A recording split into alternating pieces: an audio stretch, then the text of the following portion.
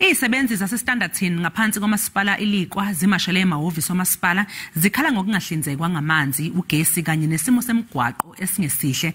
Zithi ezinye indawo sekuphele izinyanga ezimbili zingenawo amanzi kanti umasipala unqamula ukuthunyelwa kogesi mihla le.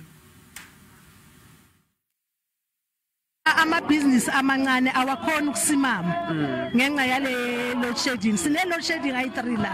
I load shedding eye municipality, i load shedding eye Eskom. So kune load shedding yama section manje. Uzophila kanjani kanjalo? Manje abantu abanengi abasebenzi. Nemadlanyana encane esinayo sikhona ukuthi sithenga ukudla bafridge. Bathi kuyabola lokho kudla lokho. Angeke size sikhone vele ukusurvive ngale ndlela okwenzeka ngayo. Amanzi esiwaphuza yangqolile. Uyayibona leyo nto leyo.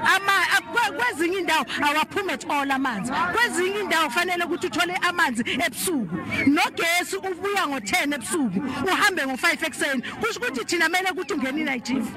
Sebenza night shift. Now we have to get money to run a generator. So where are you going to get that money? You have to have a turnover, so to have to pay your employees. But if you have to take that money, you have to get rid of your employees. But you love your employees, you don't want to get them out. So now you have to make turns to work, and all stuff like that's not working. But the demands that the community are raising are issues that we are currently busy with. The line that they are talking about in Extension 7, that's the line that they are currently building. Our workers are there. The issue of roads, if you go to Hlongwane Drive, trucks are there fixing that road. The issue of water, companies are on site working on the same problem of water. The bad thing is that the leaders of the march did not tell the community the truth.